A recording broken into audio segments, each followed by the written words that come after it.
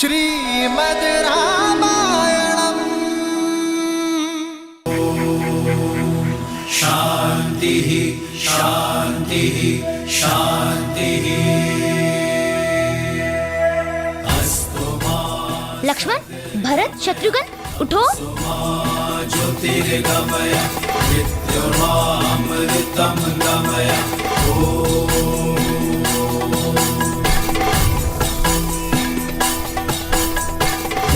शांति अंतरिक्ष शांति पृथ्वी शांति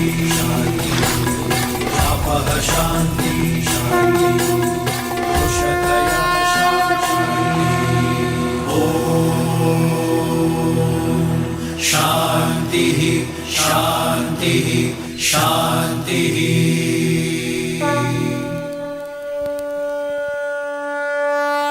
वक्रतुंड महाकाय सूर्यकोटि समप्रभ निर्विघ्नं कुरु मे देव सर्वकार्येषु सर्वदा।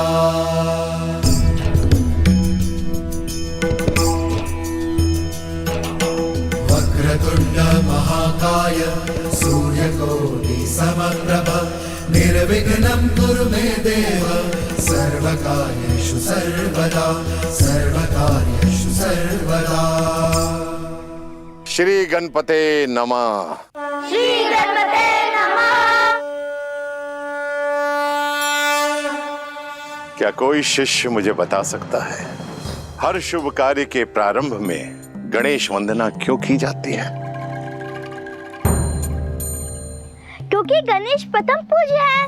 परंतु वो विद्यापति भी तो हैं। क्योंकि गणेश जी को माता पार्वती से अष्ट सिद्धि और नव निधि मिली है। उत्तर अच्छा है पुत्र, परंतु पूर्ण नहीं है। राम, तुम्हें क्या लगता है? गुरुदेव, श्री गणेश केवल देवता नहीं है, उनका रूप अपने आप में ही एक पाठ है। कैसे विद्या अर्जित की जाए और सहेजी जाए। उनके बड़े बड़े कान प्रतीक है कि गुरु की कही छोटी से छोटी बात भी ध्यान से कान लगाकर सुननी चाहिए। इनकी लंबी नाक जिज्ञासा और उत्सुकता को दिखलाती है और इनके शुक्र नेत्र छोटी से छोटी वस्तु को सूक्ष्मता से देखने की सीख देती है। जब हम किसी वस्तु को ध्यान से देखते हैं तो हमारी आंखें भी सिकुड़ जाती है ना? हाँ भैया। और इनका बड़ा सिर बुद्धि और ज्ञान के भंडार को दर्शाता है और इनके सूंड के नीचे छुपा मुख यह सिखाता है कि एक शिष्य को बोलने से अधिक ग्रहण करने पे बल देना चाहिए। जिसके अंग अंग में विद्या पाने की सीख हो वो विद्यापति तो होंगे ही ना। अद्भुत अद्भुत राम, इतना सुंदर वर्णन गणेश जी का कोई कर ही नहीं सकता। शिष्यों, आप लोग अपना अपना स्थान ग्रहण कीजिए। अब आप सभी मेरे साथ साथ ऋग्वेद का ये श्लोक दोहराओ। ओम अग्निमीले प्रोहितम यज्ञस्य देव मृत्युजम होतारम रत्न धातुमम।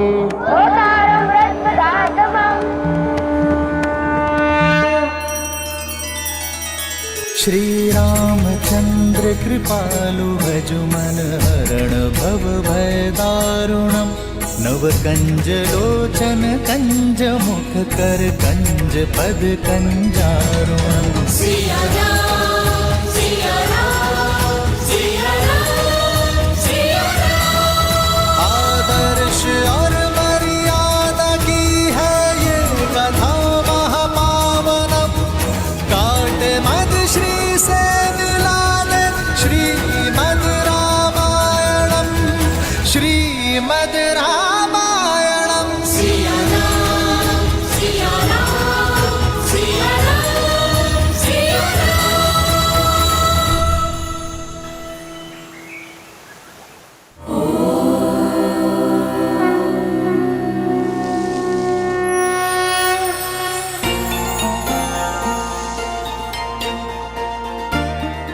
कर रही हो माता? स्वास्तिक बना रही हूँ सीता।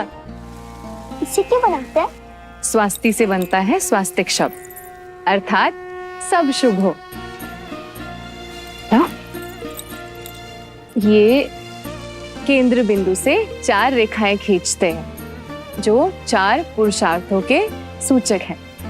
ये धर्म, ये अर्थ, कर्म और ये मोक्ष। स्मरण, इन्हें बाहर से भीतर की ओर ही खींचते हैं। अब दक्षिण से वाम की ओर ये 4 मुक्तियों की कामनाओं की रेखाएं खींचते हैं। ये है सालोक्य, अर्थात भगवान के लोक में रहना। ये है सामीप्य, अर्थात भगवान के समीप रहना। ये है सारूप्य, अर्थात भगवान के रूप में एकाग्र हो जाना। और ये है सायुज्य, अर्थात भगवान से जुड़ना। और इन चारों रेखाओं के अंत में ये अंतकरण की रेखाएं बनाते हैं, जो है मन, बुद्धि, अहंकार और चेतना। ये इन चारों का प्रतीक है और फिर भक्ति के 4 गुणों को बिंदुओं के रूप में दर्शाते हैं। ये है श्रद्धा, विश्वास, प्रेम और समर्पण। और बन गया स्वास्तिक। कुछ समझी पुत्री? समझ गई माता। संसार की शुभ ऊर्जा को धर्म, अर्थ, कर्म और मोक्ष के चक्र के लिए अपने भीतर सहेजा जाए। 4 प्रकार की मुक्तियां यानी मन, वचन, कर्म से ईश्वर को स्वयं में एकाकार करके श्रद्धा, विश्वास, समर्पण और प्रेम से हर कार्य किया जाए तो केवल कार्य ही नहीं, जीवन भी शुभ हो जाता है। यही स्वस्तिक का अर्थ है। अद्भुत मेरी पुत्री। मैं तो वही बताती रही जो मैं जानती थी, पर तुमने तो इसका वास्तविक अर्थ ही पहचान लिया।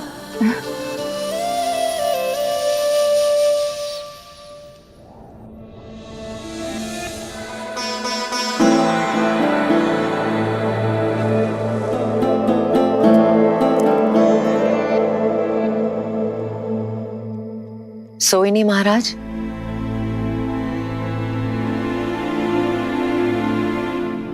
मुझसे मेरे नेत्र दूर हो गए हैं क्या कहीं? मुझे मेरे पुत्रों की याद सता रही है, किंतु तुम क्यों नहीं सोई? आपको उनकी याद नहीं सोने देती और मैं उनके आने वाले कल के सपने देखती रहती।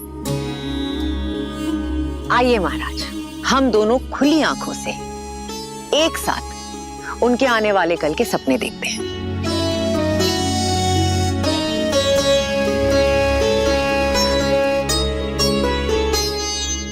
मुझे तो हर पल राम की चिंता है।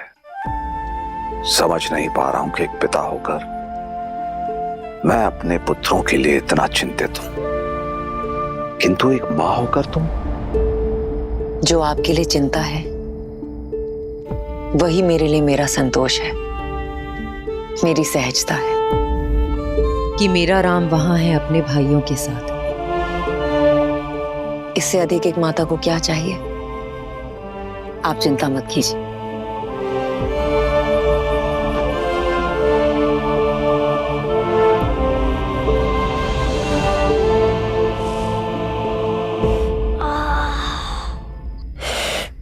कितने थक गए ना लक्ष्मण भैया आज।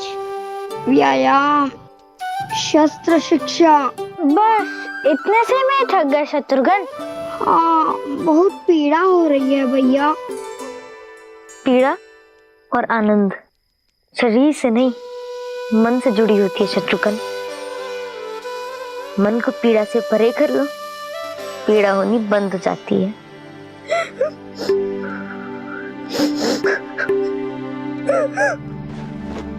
क्या हुआ भरत भैया, आप रो क्यों रहे हैं? घर का स्मरण हो रहा होगा। क्या भरत भैया, आप हमसे बड़े हैं और बड़े रोते थोड़ी हैं, है ना?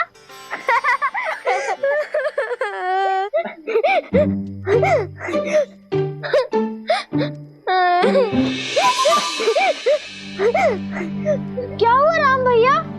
मुझे भी घर का स्मरण हो रहा है। मुझे पिताश्री के पास जाना है। मुझे गाय के माँ के हाथ का भोजन खाना है। तुम्हें और शत्रुघ्न को घर का स्मरण नहीं हो रहा क्या?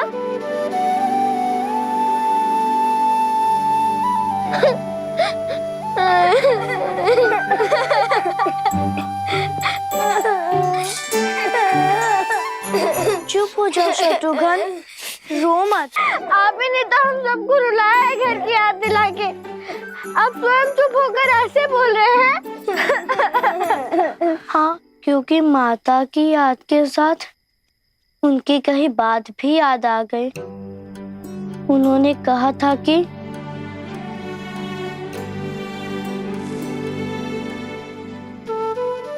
उनकी अनुपस्थिति में राम भैया हमारे माता और पिता होंगे।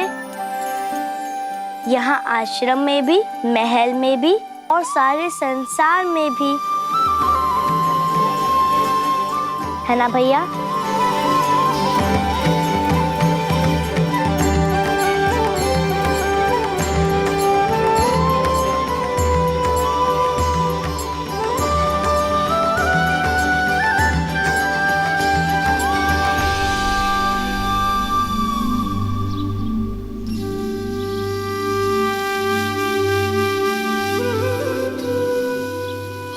कितनी ठंड है भैया। इस समय तो हम लोग अयोध्या में मीठी मीठी सी नींद ले रहे होते। कहाँ वो नर्म सैया, कहाँ ये शीतल जल। इस समय कौन नदी में कूदेगा? मुझे तो बहुत ठंड लग रही है। मैंने कहा था ना, सब मन में। अब अपने मन से ये भय निकालो और मेरा हाथ पकड़ के कूद जाओ। एक बार पानी में भीग जाओगे ना तो ये शीतल जल भी अच्छा लगने लगेगा। मैं आपका हाथ पकड़ूंगा भैया। क्यों? हाथ पकड़ के आप उनमें साहस भर देंगे? उन्हें क्या डर लगता है? सच में लक्ष्मण, जल से भय तो लगता है मुझे। अगर भरत हाथ पकड़ेगा तो थोड़ा साहस बढ़ जाएगा। मेरा हाथ पकड़ो भरत।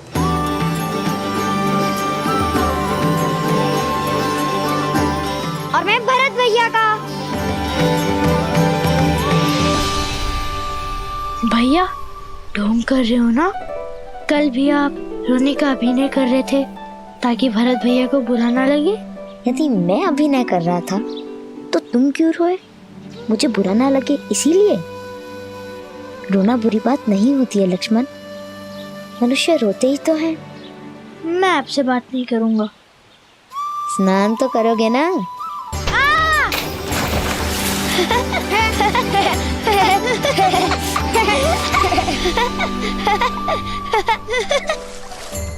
जी भैया।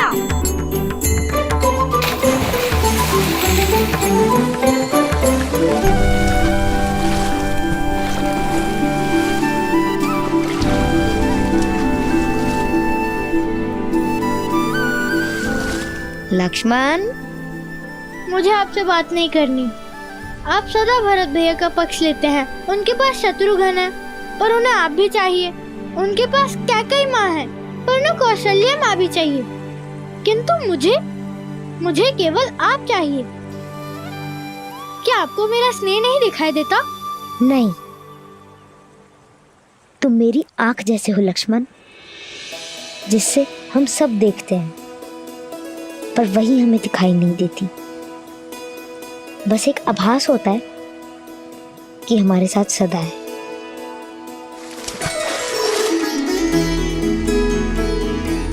मेरे बुद्धू भाई, मैं भरत का साथ इसलिए देता हूँ क्योंकि उसको मेरी आवश्यकता है,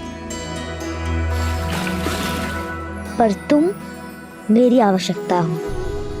एक तुम ही तो हो जो मेरे बिना समझाए मेरी हर बात, हर भाव समझ लेते हो।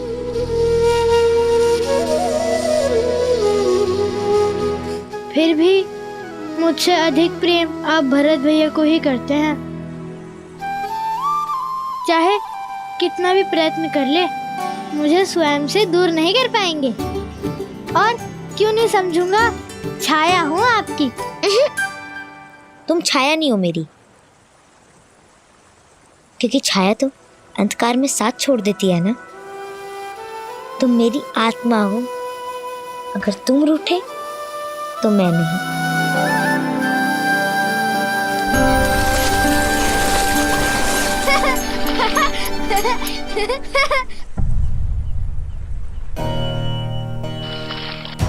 राम भैया, राम भैया, राम भैया, राम भैया, राम भैया, राम भैया।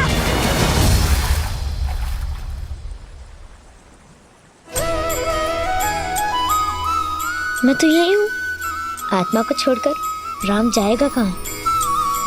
भैया,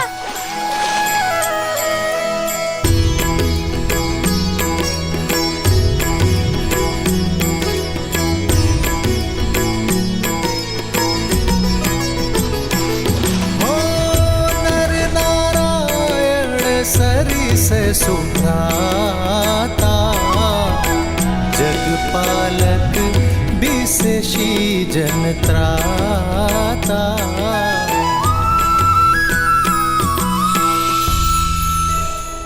अद्भुत।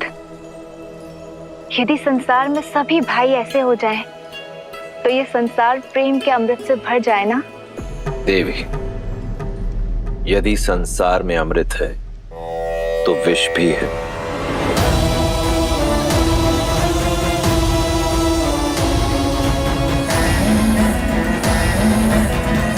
प्रकाश है तो अंधकार भी।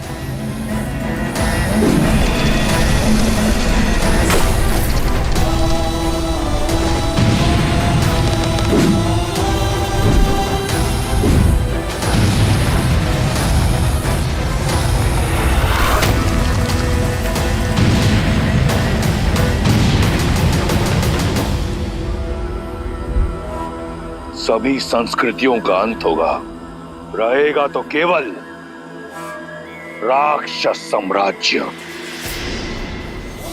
वयम रक्षामः।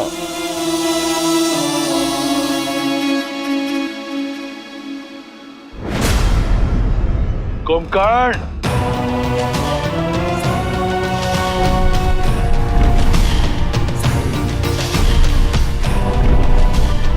आदेश भैया। जागते हुए तुम अमर हो और अजय भी। तो जाओ, अपने अजेता से बनाओ अपने भाई को विजेता। जो आदेश भैया।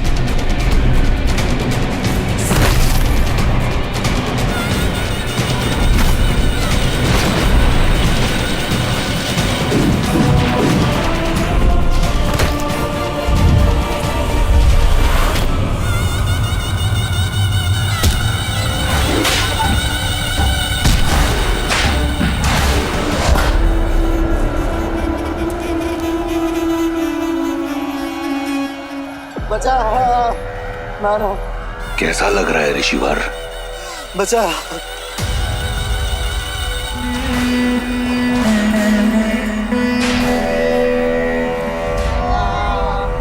इतना तड़पाओ इन ऋषियों को कि देवताओं को भूलकर राक्षसों को पूछने लगे। इन मेरे अपराध संतों का दोष क्या है भैया?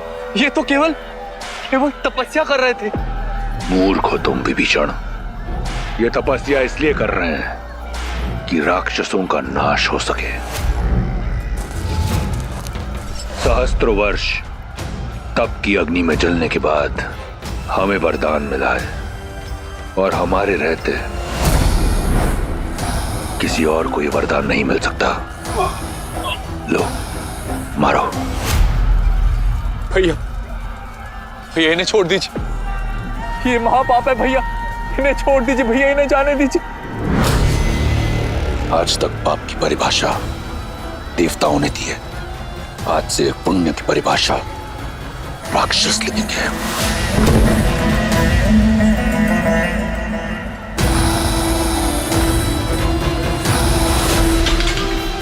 उठो विभीषण,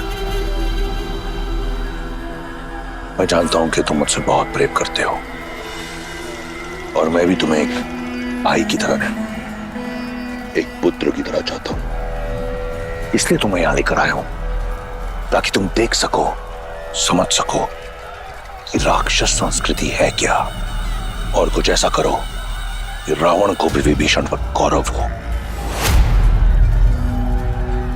किंतु भैया, मैं स्वयं आपको अपने अंत की ओर जाते नहीं देख सकता।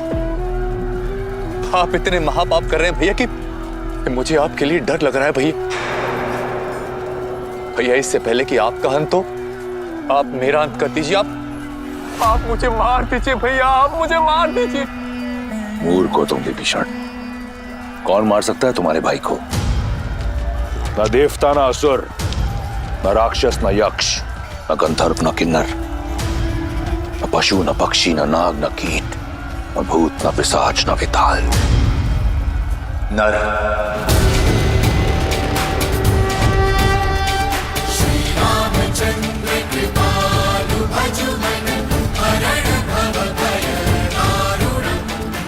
आप नर को क्यों भूल जाते हैं भैया? मानव आपके वरदान में सम्मिलित नहीं है। विभीषण, मानव जैसा तुच्छ प्राणी तुम्हारे भाई का कुछ नहीं बिगाड़ सकता। लगता है ये कायरता तुम्हें हमारे पिता से विरासत में मिली है। भैया, मेरे लिए तो आप ही मेरे पिता हैं भैया। मुझे आपके लिए डर लग रहा है भैया, मुझे आपके लिए डर लग रहा है।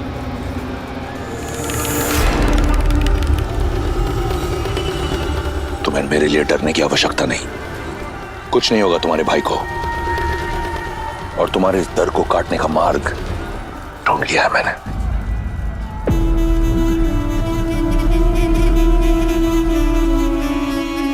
बस महादेव, मुझे श्री राम के पास ले चलिए। जैसी देवी की आज्ञा। नर रूप में नारायण गुरु वशिष्ठ के आश्रम में भविष्य में आने वाली चुनौतियों का सामना करने के लिए प्रशिक्षित हो रहे थे।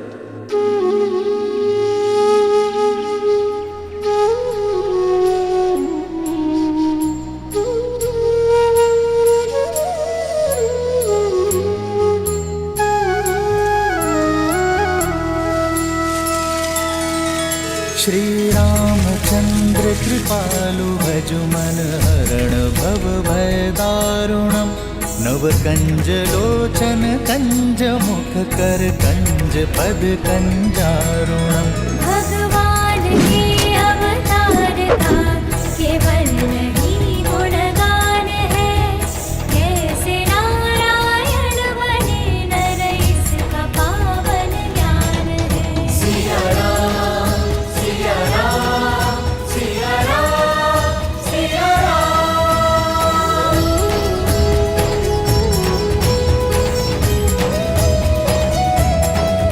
सिया राम, सिया राम, सिया राम, सिया राम।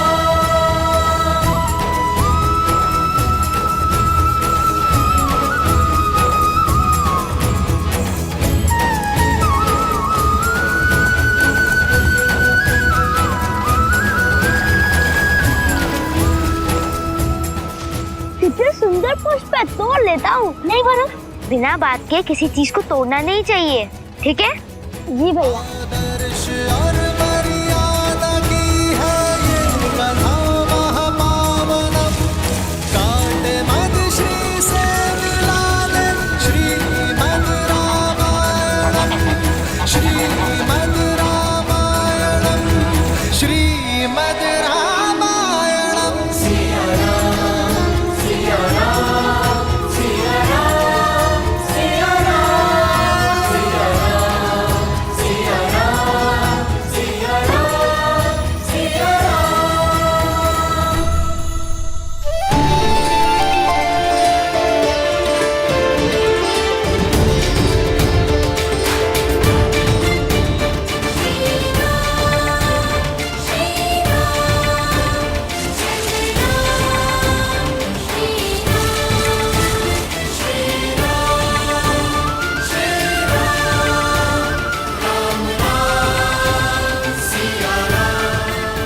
ये सभी पौधे देख रहे हो, ये सभी पौधे अश्वगंधा के पौधे हैं, जिन्हें युगों युगों से वैद्य औषधि बनाने में उपयोग करते हुए आए हैं। देखो इन्हें।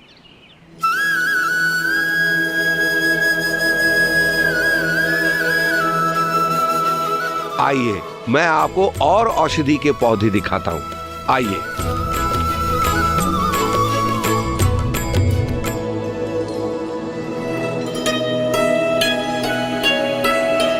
पता है कुमार आपको?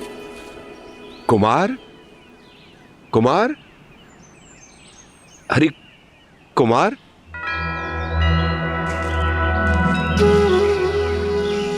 इनमें भी जीवन है आचार्य। यह अपनी मार्ग चली जाए, फिर हम चलते हैं।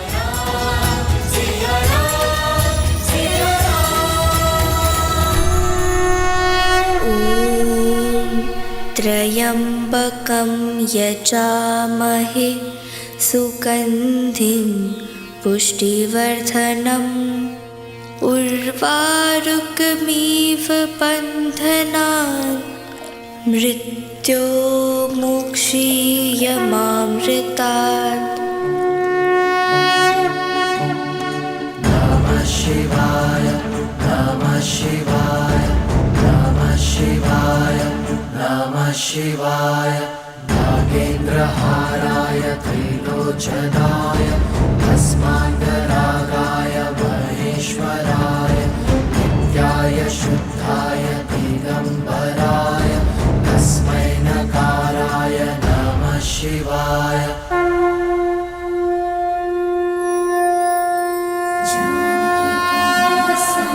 सर्वपापप्रणाशिनी जानकी त्वं नमस्यामि, सर्वपापप्रणाशिनी जानकी त्वं नमस्यामि, सर्वपापप्रणाशिनी।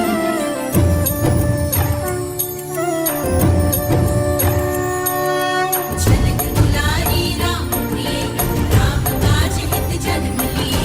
मृग मुस्कान अधरों पे भरे, जुग चली जानकी सृष्टि चले। वेद शास्त्र शस्त्रों की ज्ञाता, जगत को सीता माता। वेद शास्त्र शस्त्रों की ज्ञाता, जगत को सीता माता। राम वेद के प्राण,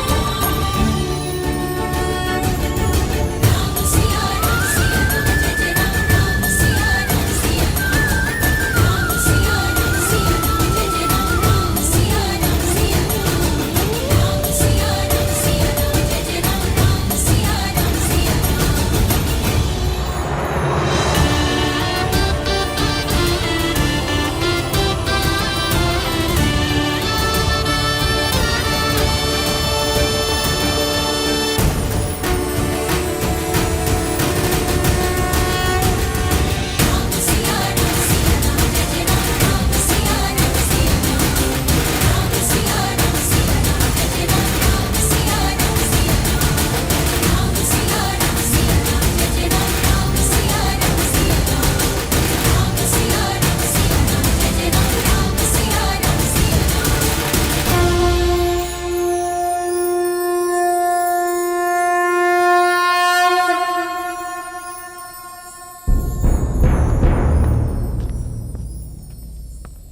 राजन, देवी गार्गी पधारी है।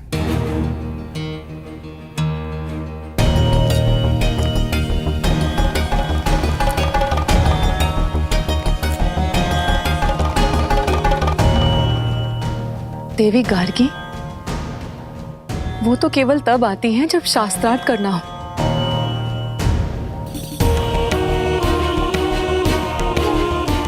और इस समय मिथिला में ऐसा कोई विद्वान नहीं जो उनके समक्ष खड़ा होने का साहस कर सके। यदि चुनौती ना मिली तो ज्ञान का केंद्र होने का मिथिला की प्रतिष्ठा माटी में मिल जाएगी। आर्य,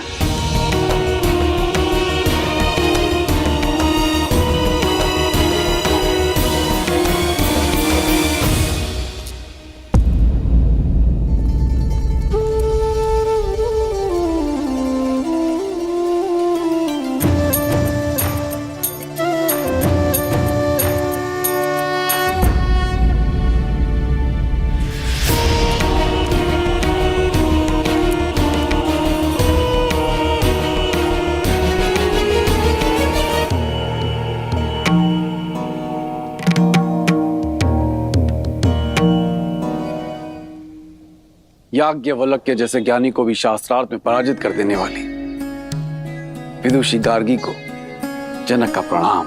मैं यहाँ प्रणाम पाने नहीं आई हूँ राजर्षि जनक, मैं शास्त्रार्थ करने आई हूँ।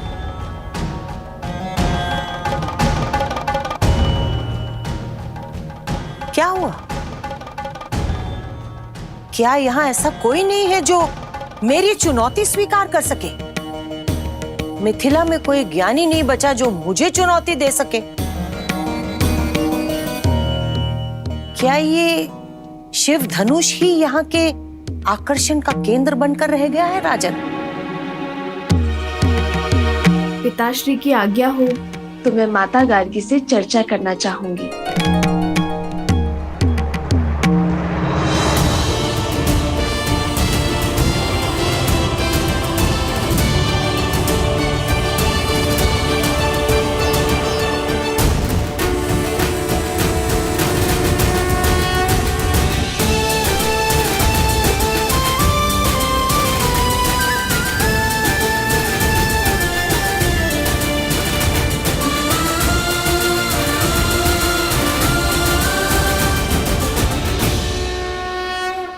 ये वही बालिका है ना जिसने बचपन में खेल खेल में ही शिव धनुष उठा लिया था?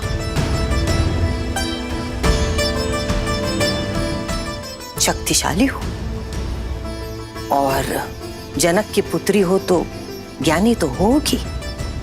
तो शिव धनुष उठाने वाली सीता, क्या तुम मेरी चुनौती का बीड़ा उठा पाओगी?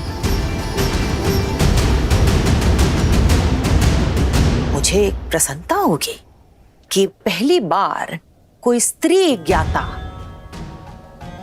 मेरे साथ शास्त्रार्थ करेगी, क्योंकि अब तक तो केवल पुरुष ही पराजय का स्वाद चखते आ रहे हैं।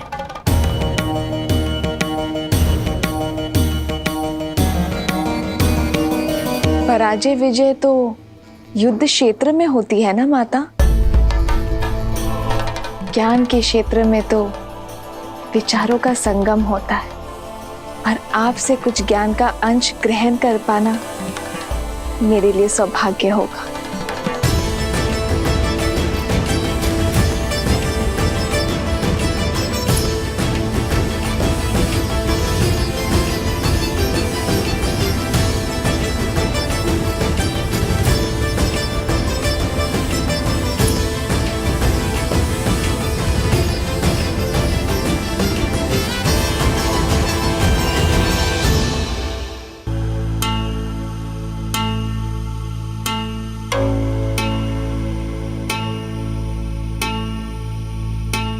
ये पुष्पहार पहन लो सीता। एक ज्ञानी का ये लक्षण होता है कि वो शांत होता है, धीरज धरता है। इस शास्त्रार्थ में जो भी हारने लगेगा उसका धीरज छूटने लगेगा और वो क्रोधित हो जाएगा। क्रोध में शरीर का तापमान बढ़ जाता है और बढ़े हुए तापमान से फूल मुरझाने लग जाते हैं। जिसके भी गले में स्थित ये कमल हार मुरझाने लगेगा वो पराजित माना जाएगा।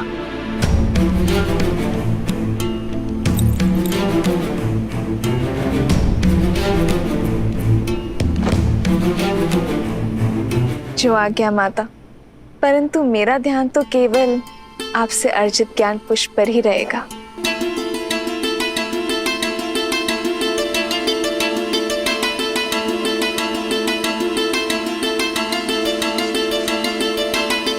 तो प्रारंभ करें सीता? अवश्य।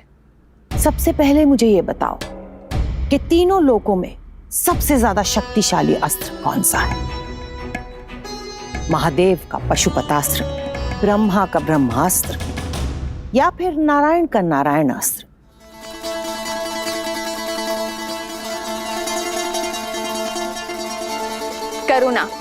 करुणास्त्र से बड़ा कोई अस्त्र नहीं है माता। करुणा का अस्त्र, ये कौन सा अस्त्र होता है सीता? हम अस्त्र क्यों बनाते हैं माता? सब पर विजय पाने के लिए ना। पर जिसके पास करुणा हो, सबकी पीड़ा समझने का भाव हो, वो इस संसार में सबको अपना बना सकता है। और जिसके सब अपने हो उसे किसी भी अस्त्र की क्या आवश्यकता है माता?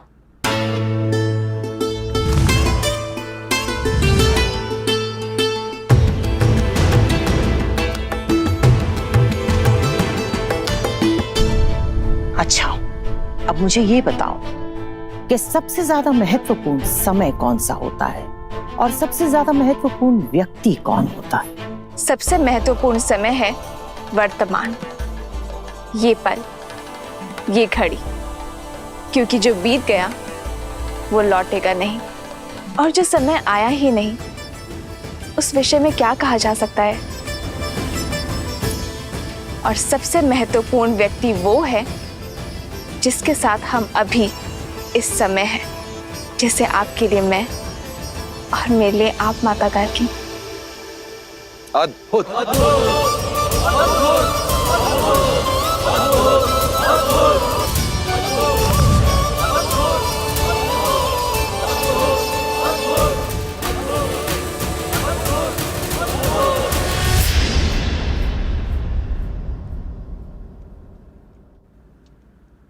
प्रकाश से भी ज्यादा अधिक वेग किसका है? मन का, जो पल भर में तीनों लोगों के पार जा सकता है।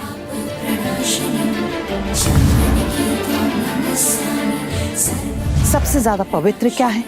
अग्नि, जिसका भोग लगाती है उसे पवित्र कर देती है। सबसे ज्यादा शुभ क्या है?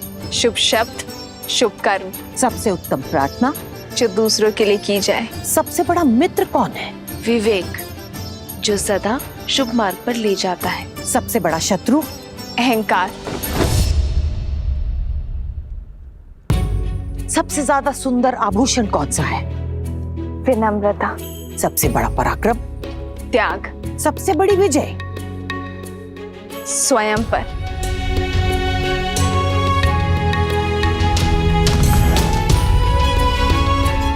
अब एक आखिरी प्रश्न, त्रिदेवों में सबसे बड़ा कौन है?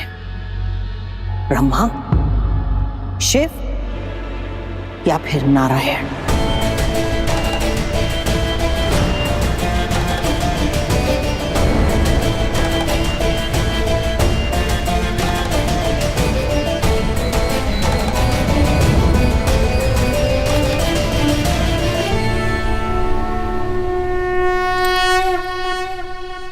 नर।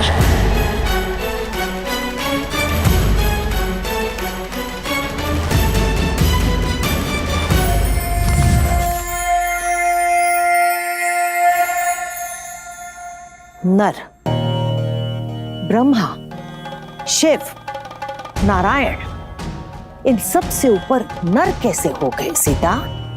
जिस नर में करुणा हो वो नर ब्रह्म समान है, क्योंकि करुणा से ही तो हर शुभ वस्तु उत्पन्न होती है ना माता। जिसमें त्याग हो वो शिव जैसा है, और मर्यादा उसे नारायण जैसा संतुलन स्थापित करने की शक्ति देता है।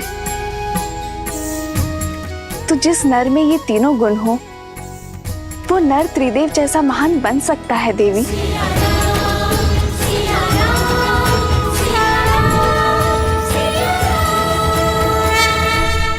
अद्भुत बुद्धि की धनी है जनक पुत्री सीता।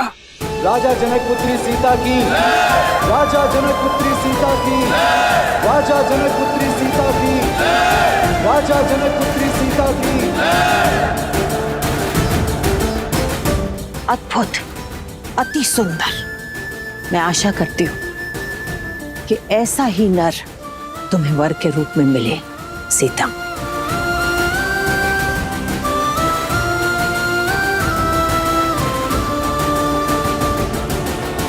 मैं यहाँ शास्त्रार्थ करने के लिए तो आती रही हूँ राजा जनक, पर इस बार शास्त्रों का और जीवन का जो ये नया रूप मुझे सीता ने समझाया है, मैं इससे बहुत प्रभावित हुई हूं।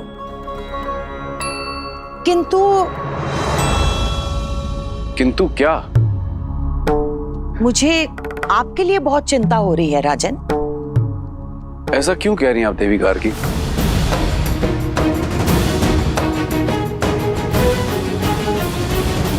मुझे आपके लिए बहुत चिंता हो रही है राजन। ऐसा क्यों कह रही हैं आप देवी गार्गी? आप अपनी इस विलक्षण और ज्ञानवती पुत्री की तरह ही योग्य वर ढूंढ पाएंगे?